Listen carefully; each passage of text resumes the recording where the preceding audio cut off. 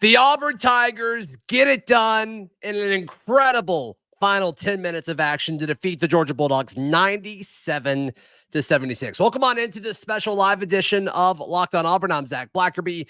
He is Darrell Dapprich. And there were so many questions, Darrell. Who could step up? Who should step up without Jalen Williams being a part of the lineup? And the answer, in short, was pretty much everyone. That's exactly what has to happen. You know, it's like a team collaborative effort. One guy's not going to step up and take care and fill the void that is Jalen Williams. It has to become a collective group that did. And it starts with Chaney Johnson getting the start and his night tonight. I think he ended up with 14 points. He did a good job defensively. Welcome 16. Back. 16. Got 16. Yep. That's huge. That's Jalen Williams' scoring average. 6 for 9 from the floor, 16 points. Yeah, sure. Welcome back, Aiden Holloway. I didn't know that there was another level that Chad Bacon Lasagna's game could go to, and it did. And then Broom and some of the other guys just kind of held court, right? I mean, they just did what they do. Right. And so, look, you know, there's I think a tendency or a temptation to look at this game and go, okay, you beat Georgia on the road. They have a losing record, big whoop. This game is sneaky important for Auburn. Stegman Coliseum has been a place where good teams, good basketball teams this year have gone and struggled. Alabama was down late in the second half. Florida let it go to overtime. It's just not an easy place to win. And with this game being a one-possession game at one time and then Auburn going on that 22-9 run, this is huge to come out and have this kind of response, your first game after losing one of your better players, period. Auburn made 8 of their last 10 field goal attempts. That is huge. That's closing. That is absolutely clutch is what that is. And again, they had to overcome. They shot the three really well. They made so many more threes than Georgia. They made more field goals than Georgia. But, you know, they went to the line, 14 or 15 less times than Georgia. They had 9 more fouls called. And look, you know, we talk about officiating. I can talk about officiating when Auburn wins. Again, Pat Adams is going to Pat Adams, and he was horrific tonight. He loves to keep teams in games. He does. He loves people to pay a ticket to come see him. And great job for Auburn to overcome that. Yeah. You could lose your – and this is why I'm bringing it up. It's very easy for a team on the road, Zach, to lose its composure when that's happening. It's hard. You know, they're college kids, and they did – you know what they did? They answered instead. They toughened up. And that, to me, is tournament tested. If you would have told me going into this that Auburn shot 26 threes, I would have been nervous. Mm-hmm. But for them to go 14 of 26 from behind the arc – I mean, they probably won't do that again this year. Right. But the fact that the big thing that seemed to be lacking in Aiden Holloway's game was confidence. 5 of 8 from behind the arc. How do you not feel confident going forward? We mentioned Chaney Johnson, Chad Baker-Mazara taking that step forward, Janai Broom being able to do what he did. Dylan Cardwell, not only his 3 at the end, because I don't want him doing that again, but boy, that was fun. But having kind of some positional flexibility to put both Dylan Cardwell and Janai Broom on the court at the same time. It was kind of nice to see all of these different things that we haven't seen and maybe have wanted to see throughout the year. And obviously, I would have rather Jalen Williams have played. I hate that he got hurt, and I hate that he's missing time. But this could be kind of a blessing in disguise in a few weeks when the SEC tournament rolls around. Man, I've said that on some various shows throughout the week. I felt like you don't want to lose your second best player. But if other players are now forced to step up and say, it ain't going to be Jalen that gets us these buckets, or, you know, where are we going to find 16 points a game? Okay, I've got to elevate my game.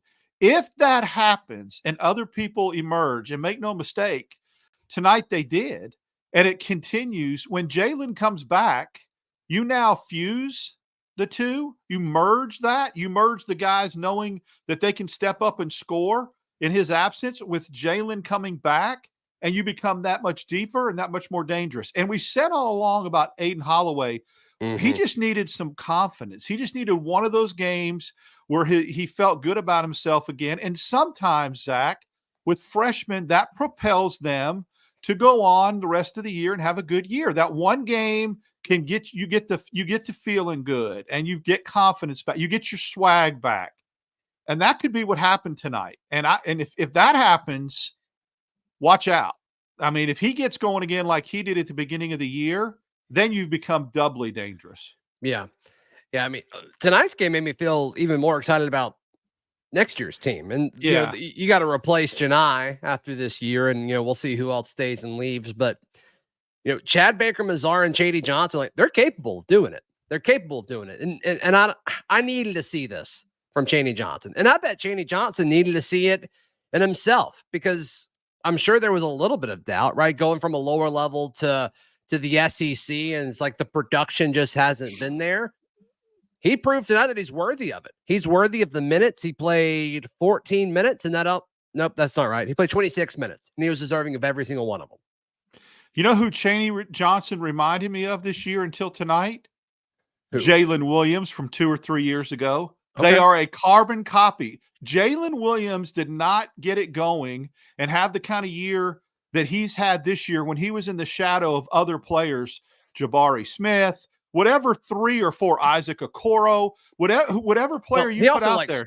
He also started at the 5 one year, which was he did, but I'm saying ridiculous to think about. When he was in the shadow of players that were more, hyped or more exposure, that kind of thing, he just kind of stayed in the shadow. He didn't have to do it.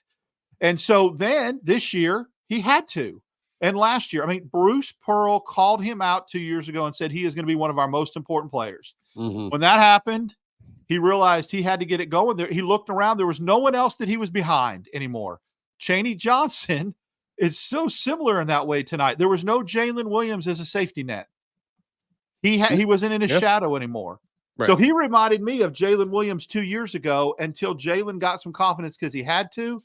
I love it. And I think that when Jalen does come back, and if he comes back healthy and he starts again and gets it going, Chady Johnson is going to be freaking lethal off the bench because of the experience he's gaining right now and the confidence he's gaining right now. I hope so.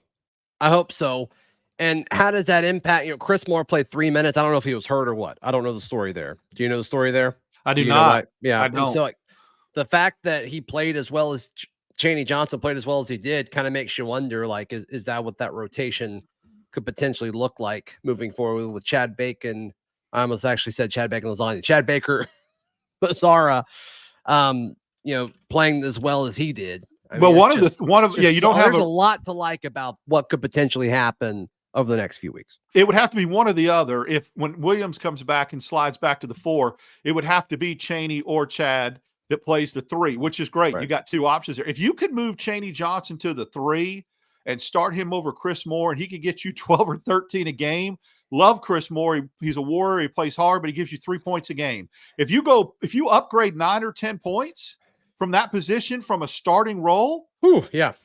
Ouch, babe, like Sammy Davis Jr. used to say. I don't know who that is. You don't know who Sammy Davis Jr. is? No. Your mom's going to have to teach you. Okay, let's leave my mother out of this. No, please. When she gets off the show, she'll educate let's you. Let's leave my mother out of this, please. Who Sammy Davis is? Thank you. She'll know, is what I'm saying. He's the member of the Rat Pack, man. All right, so I'm just going to keep moving on. So Auburn's toughest game remaining on the schedule as far as regular season, obviously, is next. Mm-hmm. With Tennessee. Auburn goes to Tennessee, which I don't love back-to-back road games. We saw that earlier in the season when Auburn went to Tuscaloosa, then Starkville, and obviously lost both of those. We'll see what happens now, obviously, with a win in Athens, but now they go to Knoxville. That'll be a 6 o'clock tip on Wednesday. We'll have the post-game coverage there. But I don't think Auburn wins on Wednesday, but man, if they do, and especially with Kentucky blitzing Alabama earlier today, it could get really interesting. It could get really interesting in the SEC standings if Auburn pulls this off on Wednesday. Yeah, I don't like to concede anything. It's just not how I'm wired in life, in sports, anything. So I want Auburn to go to that game Wednesday night, win that game, and feel like they have a chance to. But if they don't, what they did tonight gave them a little bit of, I don't want to say cushion, but let's say Auburn, because of the way they played tonight, I think this is their toughest road game outside of Tennessee. They got out of the way. You get Georgia again at home. You get Missouri on the road, who's awful. They're an upward basketball team. And you get, that's it. You get Tennessee, Georgia, Missouri, and then one more home game. Who's the other home game? Mississippi State. Mississippi State. And so the order, just for the sake of conversation, is at Tennessee, host Mississippi State, at Missouri, host Georgia. You have a really good shot to do what we kind of predicted when we play the game that we play later in the night, because of banking this one tonight. Even if you drop the one on the road at Tennessee, the last 3 games of the year, with what I saw tonight, Auburn has a really, really good chance to close out strong. Is that going to be enough to share part of the SEC title? Do you have to win against Tennessee? More than likely, yes. I think if you want to share the SEC title, then you win Wednesday. If you want to have a top 4 finish with a double bye and probably a 4 seed in the NCAA tournament, you can still do that by winning your last 3, and maybe even a 3 seed. So the way it's looking right now, Alabama's at the top. They're the only 11-3 team. Right. Tennessee is 10-3. Are they playing later tonight? Do you know? I think they are. I mean, because I thought, Okay. And then, if you could look that up, that'd be awesome. And then South Carolina and Auburn are at 10-4. Tennessee is playing right now, and they're up to Texas A&M. Got it. So they'll probably win that. Yeah. So let's assume they do. So Alabama and Tennessee are 11-3. South Carolina, Auburn, and 10-4. With Auburn holding the tiebreaker against South Carolina, and don't play them twice. Sure. And we're also just kind of all assuming South Carolina is going to fall off. I don't know if that's fair or not, but that's just kind of what we're all assuming. Yeah. But if Auburn beats Tennessee on Wednesday, Alabama's remaining schedule is tougher. They will play at Florida. They play at Ole Miss. They host Tennessee. They go to Florida, and then they host Arkansas, which Arkansas is actually playing a lot better right now. Yeah, I mean, so, they've got of these teams that we're discussing, Alabama has the toughest remaining schedule. I wouldn't be shocked. Would you, Zach? Question: would you be shocked to see Alabama finish 2-2?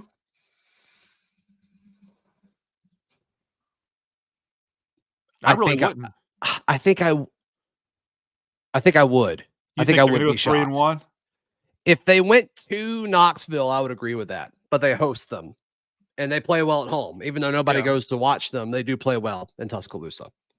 I think there's a good chance that they could go 2-2, and then Tennessee, if they beat Auburn and Alabama, would obviously have the inside track. But there's so much. I mean, the top 4, and then even 5. I mean, Florida and Kentucky are right there too. I mean, they're what, a game back of the top 4. I think Florida and Kentucky are. So yeah, they're both tied right after at 9-5. And what sucks about that is both Florida and Kentucky own the tiebreaker over Auburn. So if you're Auburn, you can't afford to get in a tie. You got to stay a game ahead.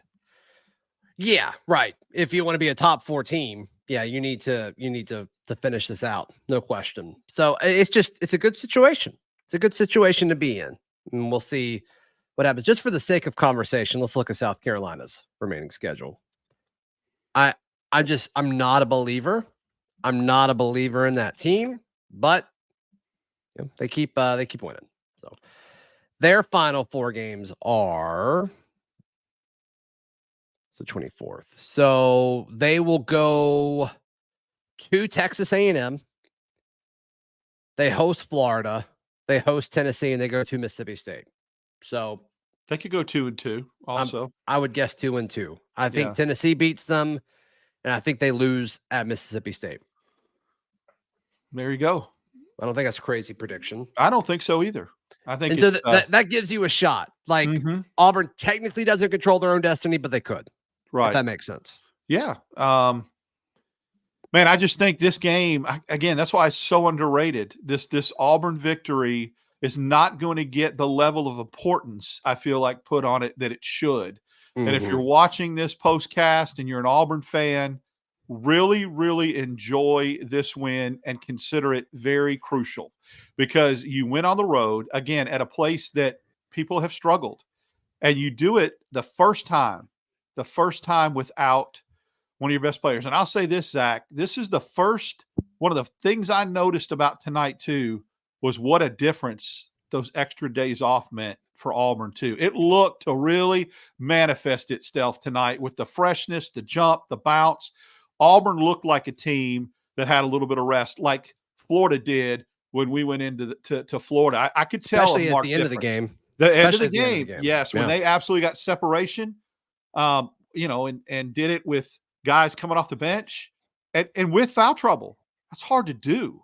When you got 3 or 4 guys, I mean, you and I were doing this show and we had 4 fouls before we hit record. It was so terrible. Right. Because Pat Adams was in your living room blowing the whistle. Got it.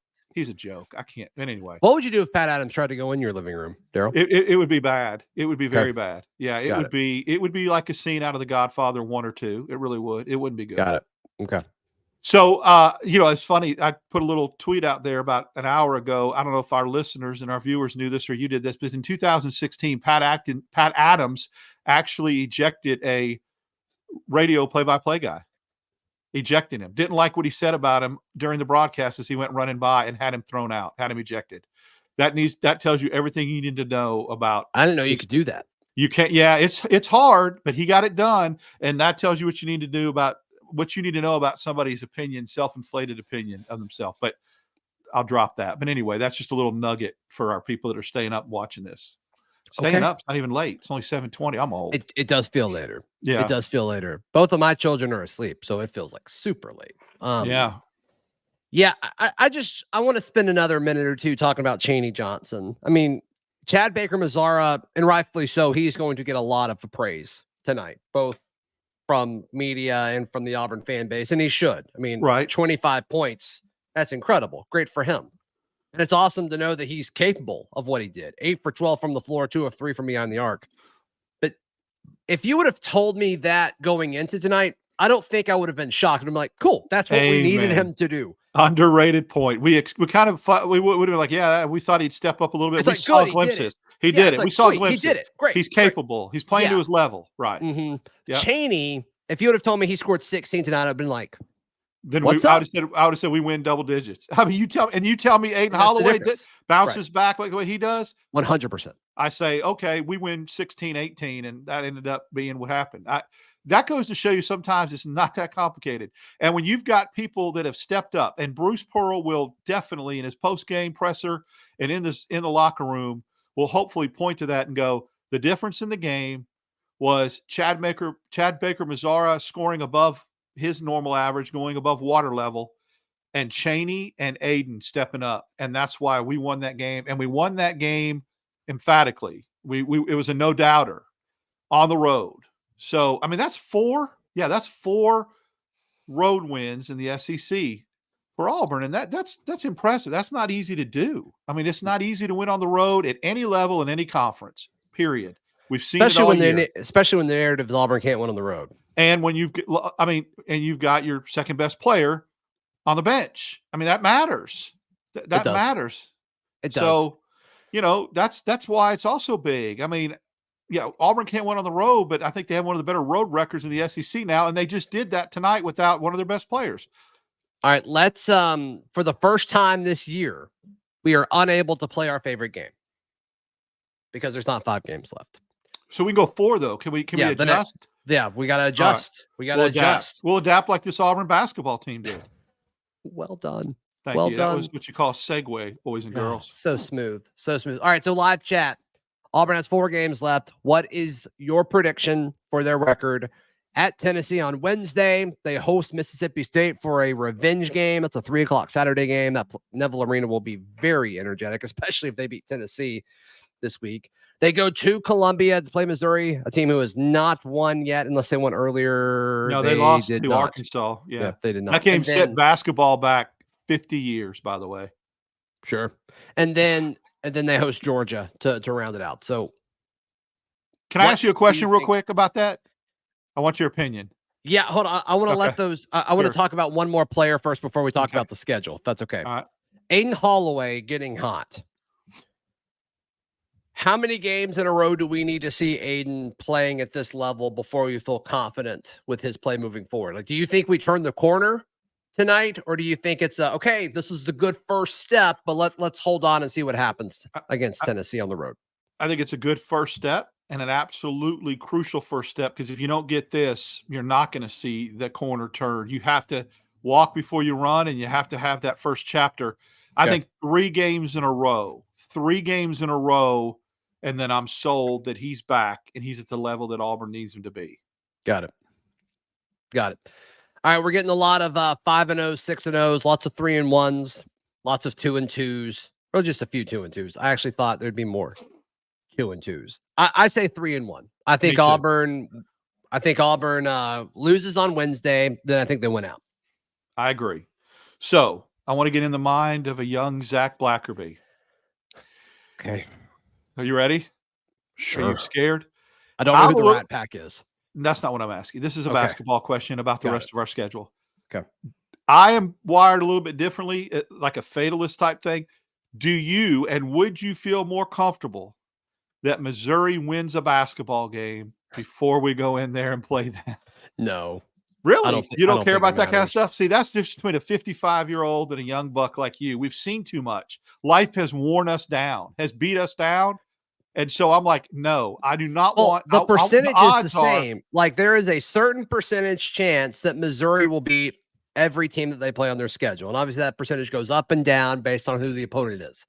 Them winning a game before Auburn goes to Columbia to play them does not impact that percentage at all.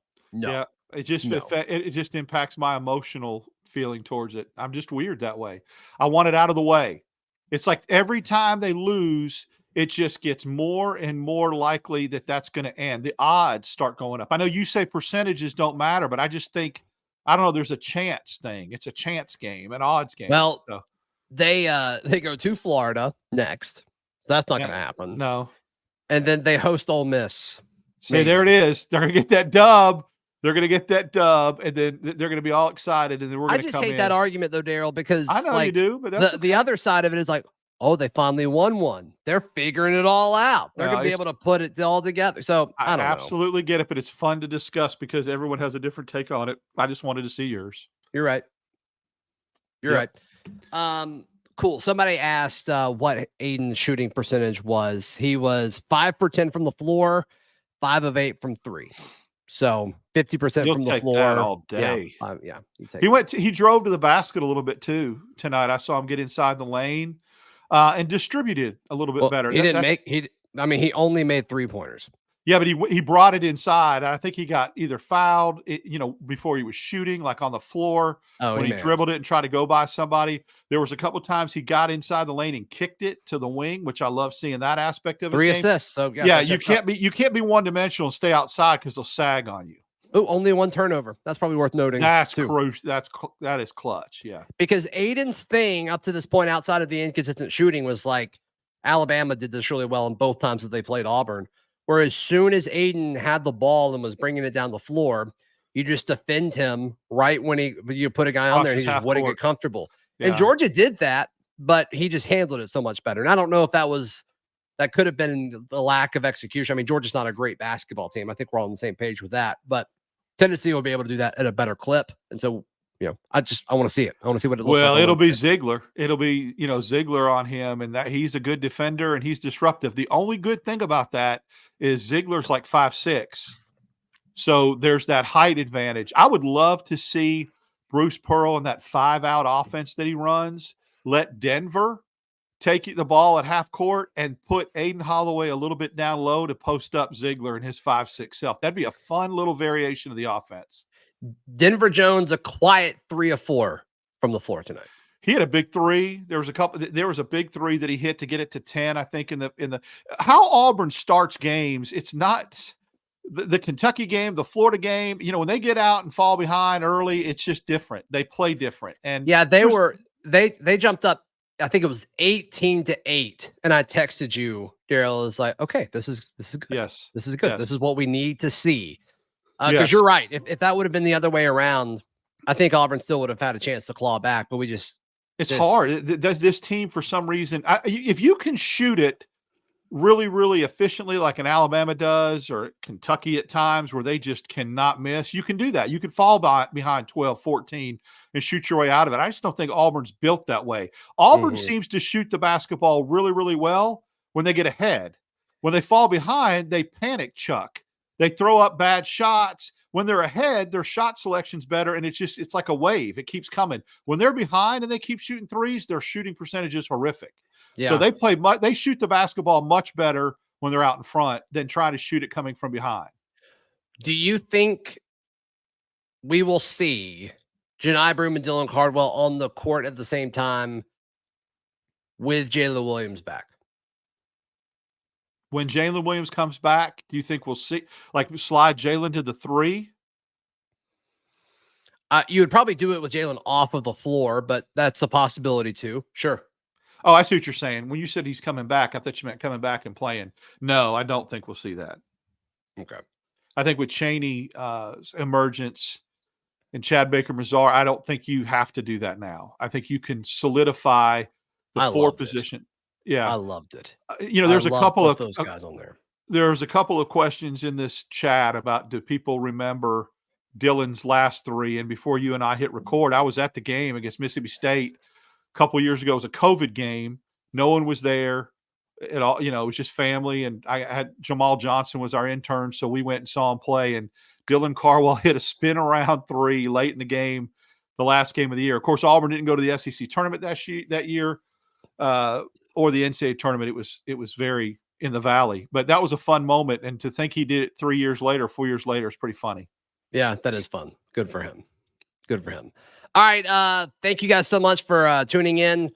Just programming note, this doesn't really impact y'all a ton, but there are some technical things happening of the audio version. So if you guys typically listen to the show, that will be modified until Monday at noon. So we'll drop this in audio form Monday at noon, as well as Monday morning show, but everything will stay the same on YouTube.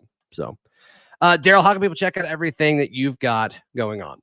Follow me on X, DAP6410. You can catch me on your show Wednesdays and Fridays and after every basketball game.